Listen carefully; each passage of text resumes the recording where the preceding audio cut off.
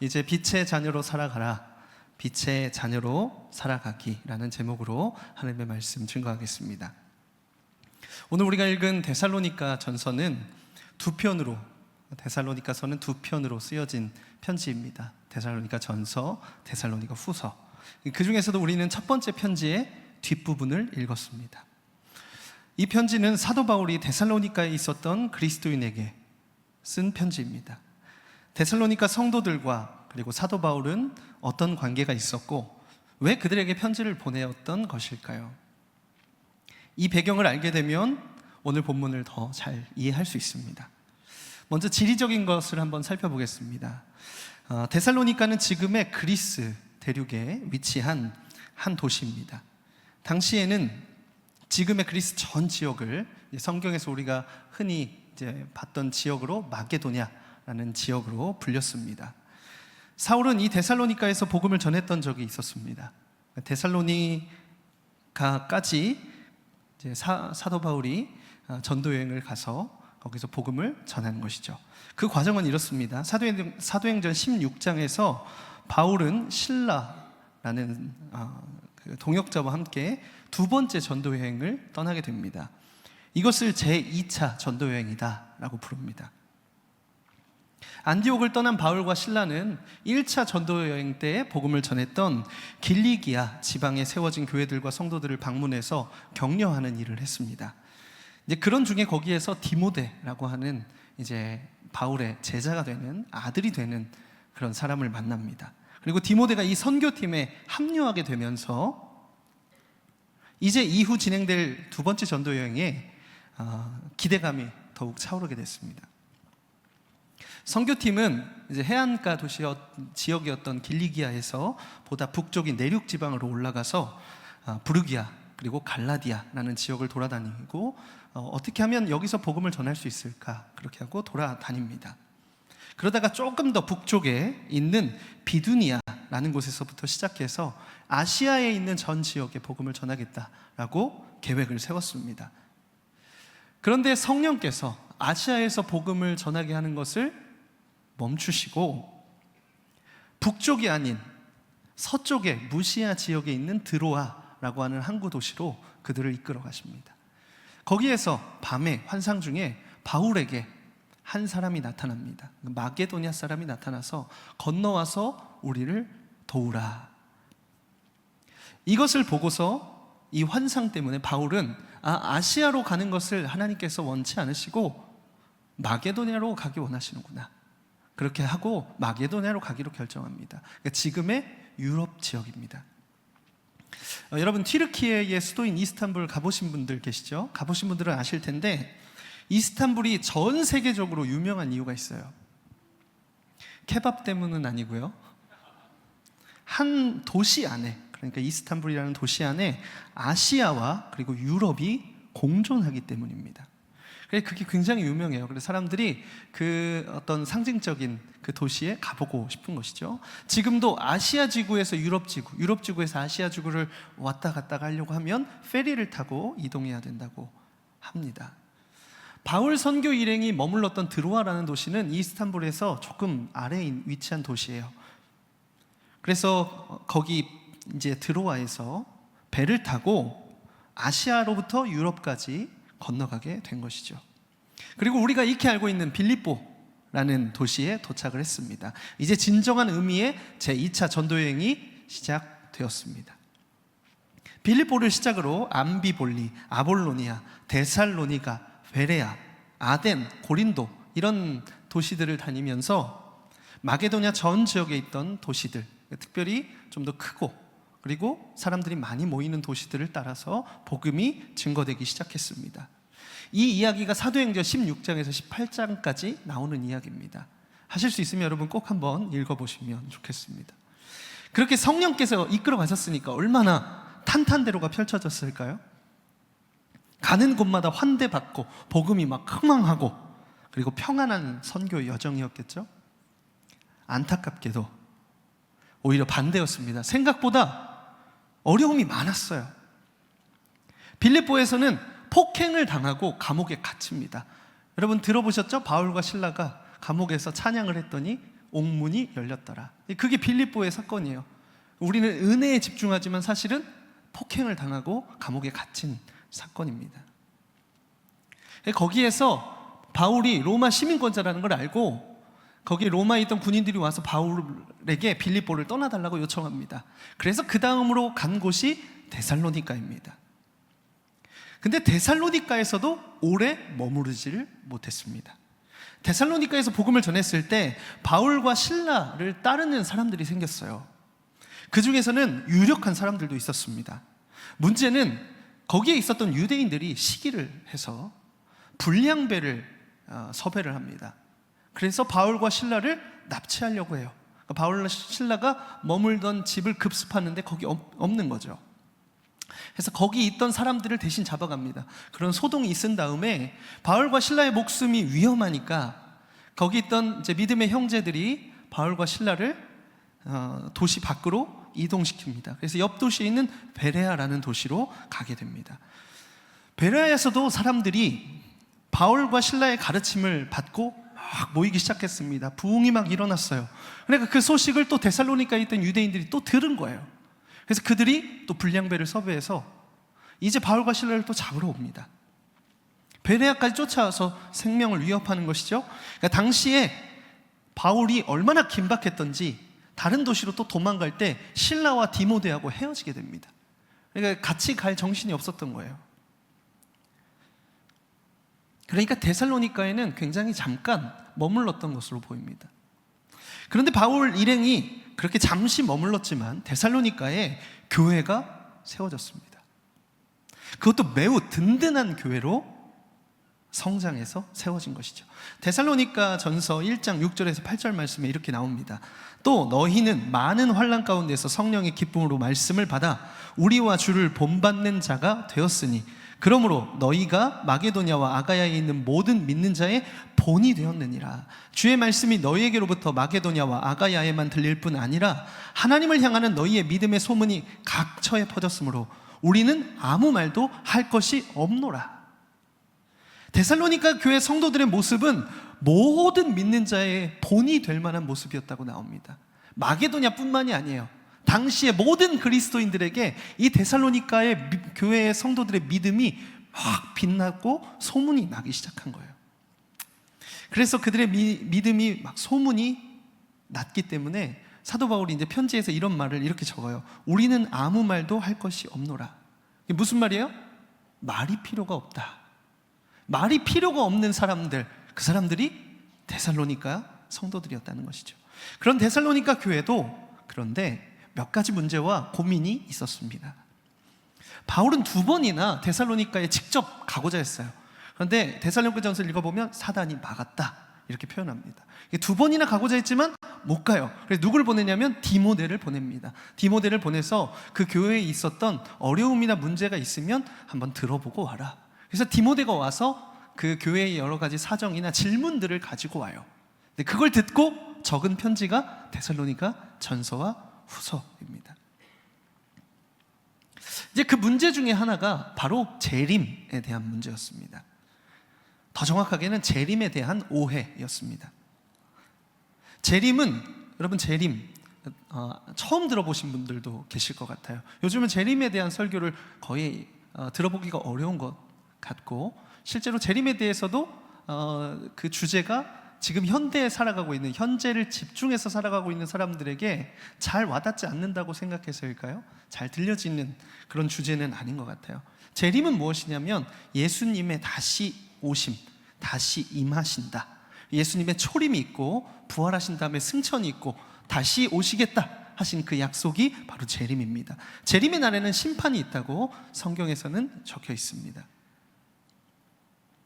주의 백성들을 구원하고자 오시는 구원의 날인 동시에 심판하러 오시는 심판의 날, 그것이 바로 그리스도의 재림입니다. 데살로니가 교회 성도들은 환난 중에서도 우리가 읽어봤던 것처럼 믿음을 지켰던 자들이었어요.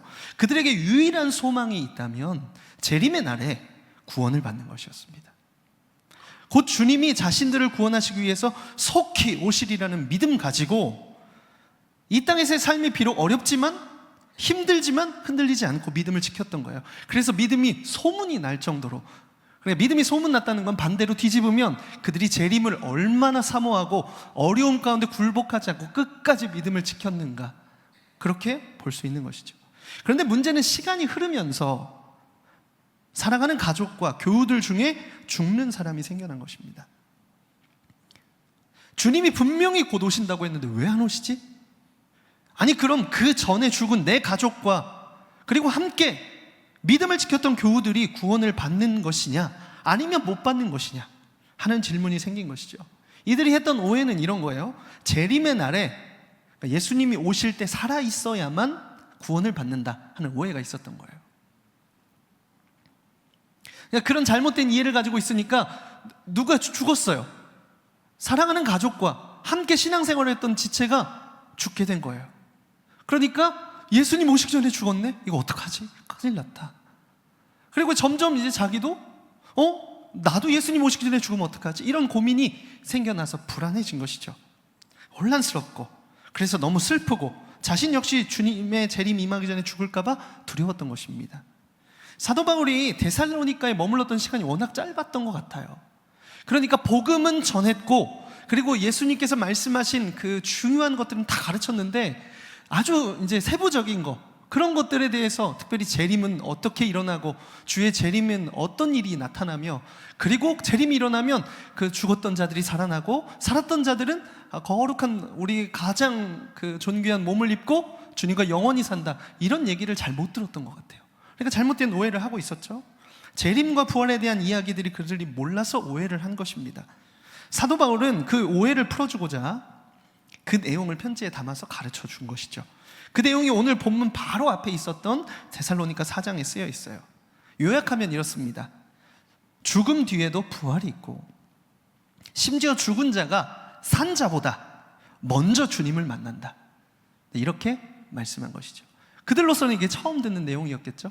아, 죽어도 부활하는구나, 심지어 죽었던 사람이 먼저 주님을 만나는구나, 그것을 사도 바울을 통해서 배우게 되는 것이죠.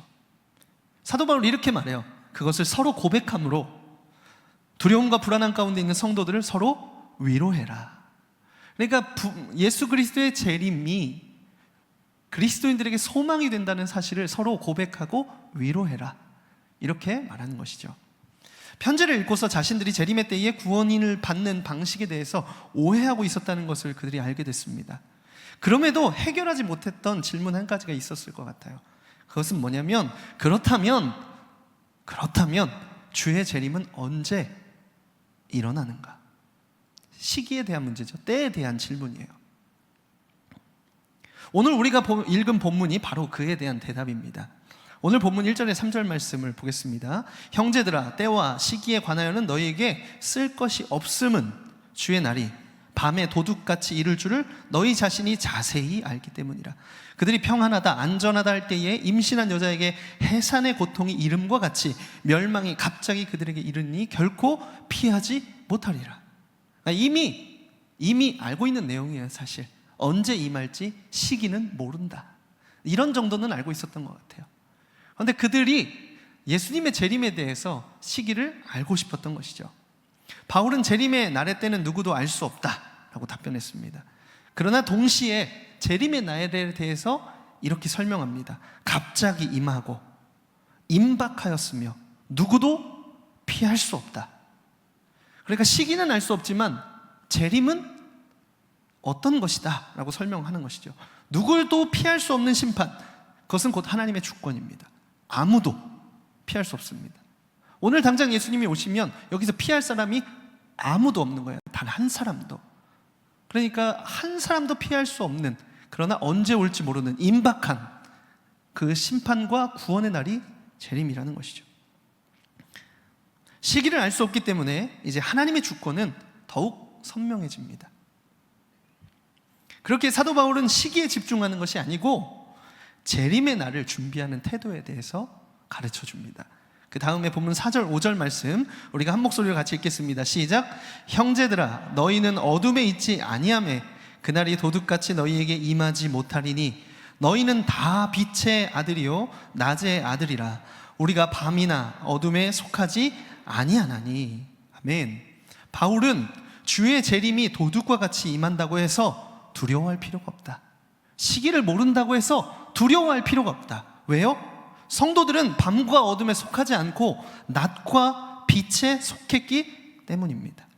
곧 그리스도인들에게는 재림의 날이 심판의 날이 아니고 구원의 날이 되기 때문입니다. 그날이 언제 임한다고 해도 두려워할 필요가 없다는 것이죠. 바울은 그들의 시선이 이 시기라는 것에서 존재로 옮겨가기를 원했습니다. 시기에서 존재로, 존재에 집중하게 해주고 싶었던 것이죠. 여러분, 나는 누구인가? 나의 소속은 어디인가? 이것을 다른 말로 하면 정체성입니다. 정체성이 분명한 사람은 말과 행동이 분명합니다. 반대로 정체성이 흐릿하면 주변 환경과 그리고 말의 영향을 많이 받기 마련입니다. 그러니까 나를 어떻게 인식하는지가 중요한 것이죠. 얼만큼 분명한 인식이 있는가. 사도 바울은 우리가 어둠에 속하지 않고 빛에 속했다라고 말씀했습니다. 더 나아가 빛의 아들, 낮의 아들이라는 표현을 사용합니다. 빛의 자녀라는 거예요. 빛의 자녀.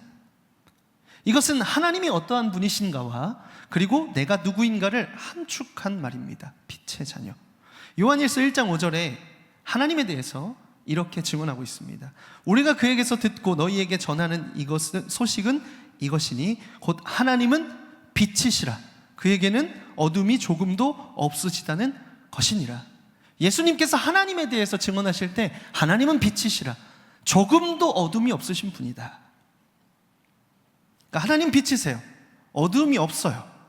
그런데 우리가 그 빛 되신 하나님의 자녀라는 거예요. 그러니까 하나님이 어떠한 분이신지 그리고 우리는 누구인지 빛의 자녀라는 말 안에 담겨 있다는 것입니다. 여러분 한번 따라해 보실까요? 나는 빛의 자녀다. 사도 바울께서 듣는다고 생각하시고 한 번만 더 얘기해 볼까요? 나는 빛의 자녀다. 네, 그런 얘기를 편지에 써서 전해주고 싶었던 거예요. 두려워하고 그리고 고민하고 있는 데살로니가 성도들에게 아니야, 빛의 자녀야, 하나님의 자녀야, 이런 정체성에 대한, 존재에 대한 그런 메시지를 주고 싶었던 것입니다. 여러분, 이렇게만 외쳐도 새롭습니다. 그렇죠? 내가 누구인가 하는 것이 보다 분명해집니다. 자, 그렇다면 여러분에게 질문 한 가지 드려볼게요. 집으로 돌아가는 길을 기억하는 것이 시간의 때에 영향을 받습니까? 아니면 안 받습니까? 매일 가던 길이 낮에 가면 분명히 기억나고 밤에 가면 긴가민가 한가요? 밤에 가도 여러분 집에 가는 길 찾아가실 수 있으시죠? 네, 시기와 상관없죠? 그렇죠? 여러분의 집이 어딘지를 정확하게 알고 있으면 시기하고는 사실 상관이 없습니다. 그냥 가는 것이죠. 시간에 따라서 또 외출 시간이 길어지면 집의 위치를 까먹으시는 분 있으세요? 한 1시간까지는 기억하는데 1시간 5분부터는 집의 위치가 가물가물하고 한 3시간 지나면 내 집이 어디였더라, 이런 분 계세요? 그런 사람 없죠. 시간하고도 관계없습니다. 가끔 퇴근 시간하고 겹쳐서 강변북로에 있을 때가 있어요. 한 15분, 20분이면 가는 거리도 차가 막 많이 막히면 1시간도 넘게 걸리기도 합니다. 그런데 시간이 오래 걸려서 힘은 들지 몰라도 집이 어딘지 몰라서 헤매지는 않습니다. 도리어 더욱 집에 빨리 가고 싶죠. 그러니까 여러분, 목적지가 분명하면 시간은 걸려도 어디로 가고 있는지에 대한 고민은 하지 않습니다. 이것이 정체성이에요. 그리스도인의 정체성이 잘 담긴 구절이 빌립보서 3장 20절입니다. 여러분, 이 구절을 우리가 우리의 정체성이라고 생각하고 우리 한 목소리로 같이 한번 읽어보겠습니다. 시작. 그러나 우리의 시민권은 하늘에 있는지라 거기로부터 구원하는 자 곧 주 예수 그리스도를 기다리노니. 하늘의 시민권을 가졌다. 이 말은 그리스도인의 소속은 이 땅이 아니고 하나님의 나라이다 라는 뜻입니다. 하나님 나라 백성으로 지금 이 땅에서 살아가고 있다는 것이죠. 어쩌면 이중국적처럼 보이지만 그렇지 않아요. 집은 정확하게 하나님의 나라, 거기에 대한 우리의 정체성을 설명해 주는 것입니다. 여러분, 그런데 이런 정체성을 가지고 있다고 해도 살다 보면 흐려질 때가 있어요.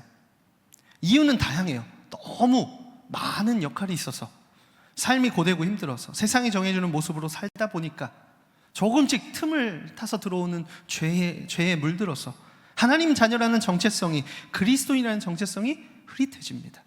우리가 다 경험으로 아는 것처럼 눈에 보이는 게 더 힘이 강해요. 세상의 메시지가 더 영향력 있게 느껴집니다. 차라리 막 도전해오고, 그리고 두드리면 싸우면 되는데 너무 평안해서 영적으로 야성을 잃어버리고 잠들어 버리기도 합니다.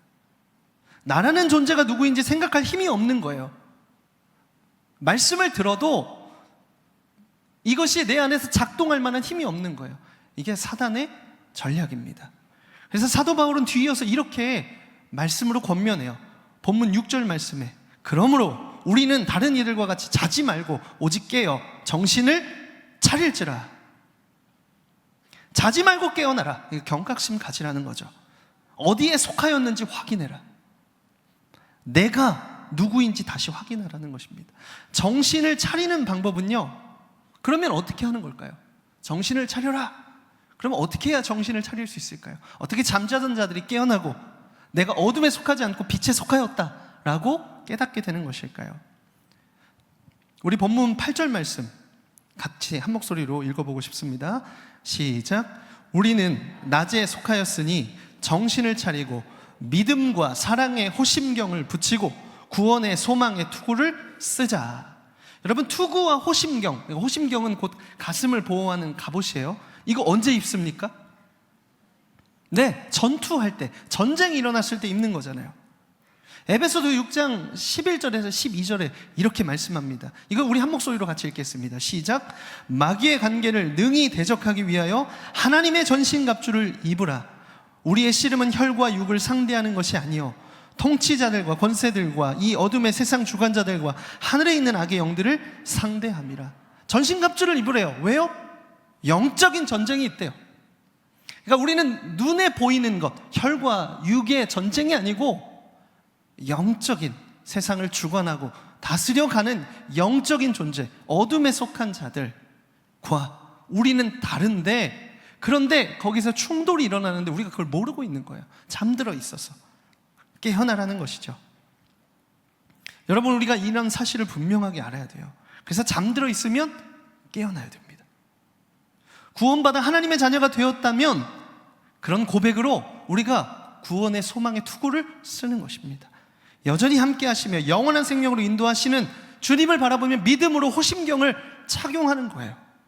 사랑으로 가슴을 뜨겁게 채워서 나뿐만 아니고 다른 사람도 그리스도의 생명으로 살아날 수 있도록 우리가 몸부림치는 거죠.